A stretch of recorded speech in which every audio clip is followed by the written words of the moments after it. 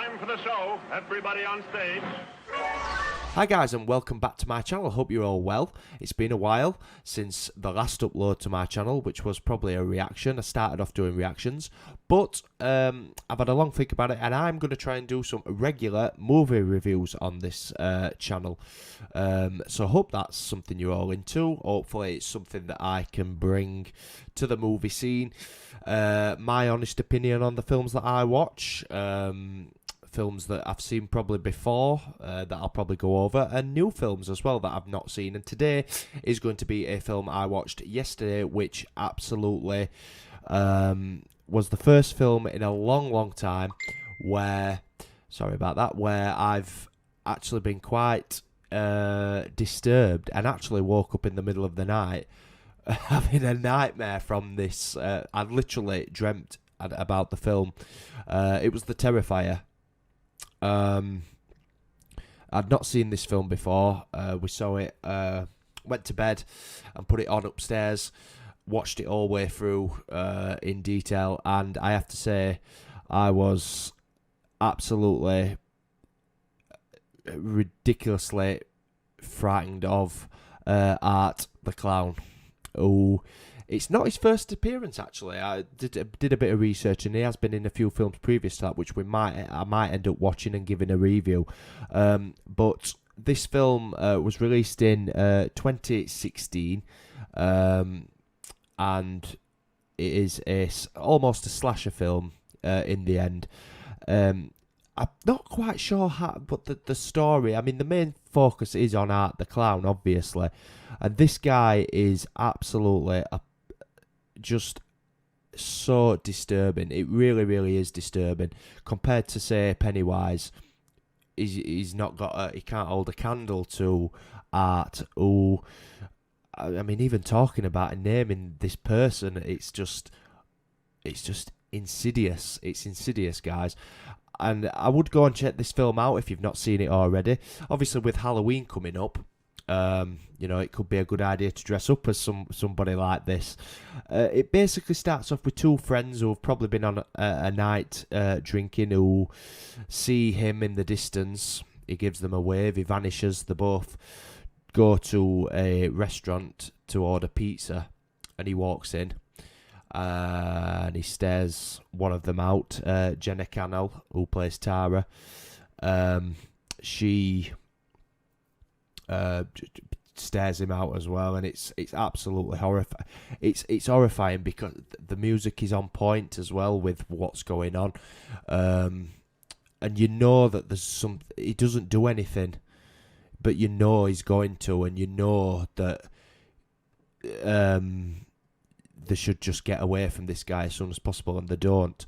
And the friend, Tara's friend, Dawn, she goes up and has a selfie with him, which you're just like, what are you doing? And he doesn't flinch, he doesn't speak. And then, obviously, he gets kicked out of the pizza restaurant.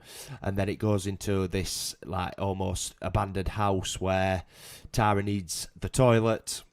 Dawn is confronted by Art in the car, who's popped the tyres so they can't go anywhere. And then it starts to go. I think the first half of this movie, guys, let me be clear, I think the first half of this movie is a lot better than the second half. And then the second half, for me, it almost turns into like a Wrong Turn type of movie, if you get what I'm saying, where there's almost very stupid decision making. I would say, obviously it's a movie, and we don't want to take it at all too seriously, but there's just points in it where they've got the chance to kill Art by smacking him, and they do that, but then they don't almost finish the job, and it happens time and time again in the film. They hit him once, they run off, they hit him once, he falls down, they think that's it, and then they keep running away, and he keeps coming back, obviously. Now, up until the end, obviously, this is going to be spoiler generated, guys, as you probably know already, but up until the end, I genuinely just thought this was a guy who's just dressed up on Halloween and going absolutely crazy. But there's more to the character which you see at the end, where obviously he shoots himself, but he comes back in the morgue. So clearly there is something more to this guy. He's not human, he cannot be human, but certainly at the point in the house with Tara, who is the main character up until the halfway point where she is actually killed, and it's like, whoa, this is what I mean when I go back to the beginning about the plot. It's like which character are we rooting for here? And then there's so many different characters introduced. There's even one guy who comes over and he's literally gets barely 5 minutes screen time, barely says a word other than screams for his friend, and he gets killed. And that's why I think the second half of this certainly does turn into slightly a wrong turn type of vibe, where decision making is very, very annoying. And I was like this. Oh my god, what?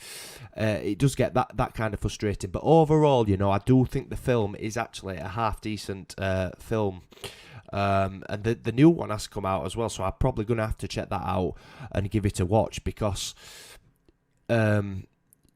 with me obviously reviewing this, I'd obviously want to review the second and see what it's all about. But the character of Art the Clown is it's just awful, absolutely awful in a good way, a very good way, to the point where it freaked me out. He scared me. I dreamt about it last night and it woke me up and I couldn't get back to sleep, honestly. And it's not often. It is so rare. I've watched so many horror movies and I love horror movies, but I cannot remember the last time I watched a horror film and I was genuinely disturbed by the character, the facial expressions. He does not speak. He's silent. Even when he gets hurt, he's silent. And I think that helps. That helps the character. That helps him become more scary, to the point where, the facial, the movement, the way the guy he moves, is very, very disturbing. He's overall disturbing, and that's what wins it over for me. But I think the second half of the film definitely could have been better. Go check it out for yourselves, guys. If you have seen it, please let me know, of course. If you think I'm wrong, if you think the second half of the film maybe lets it down a touch, because I certainly do think that if they'd have continued with the two girls maybe and gone from there, seeing what they could have done, it could have been a lot better. And where we saw more characters coming into it, which I don't think spoiled it at all. I just think it dampened it that little bit. But certainly, props to the film. I did enjoy it overall. And as I said, it did clearly work, because it gave me a nightmare.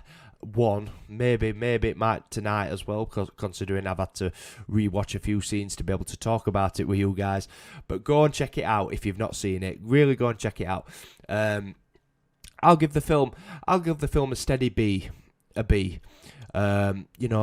It's definitely up there as one of the good ones. We have seen some bad horrors, myself and my partner, but certainly this isn't one of them. It was good, as I said, even though the second half of the film, I think, definitely let it down that little bit, but it has got some really good reviews from official movie reviewers, so you don't have to take my word for it. But go check it out, because it is a good overall it is a good film. Just that second half, once again, that I am repeating myself now. But yeah, go check it out, guys. Hope you have enjoyed this video as well. Like I said, let me know if you have seen it. If you haven't, go watch it. I would recommend going to watch it. I will be reviewing more horror films this week at the build up to Halloween. Hope you can check them out as well. If you enjoyed this video, give it a thumbs up. Let me know in the comments as well if there's any other films that you'd like me to watch that I might not have seen. And certainly I will do my best to try and watch them and get back to them. So yeah, thank you for watching, guys. Remember to subscribe as well. That really, really, really would help. And enjoy your day, guys. And have a happy Halloween. See you all soon.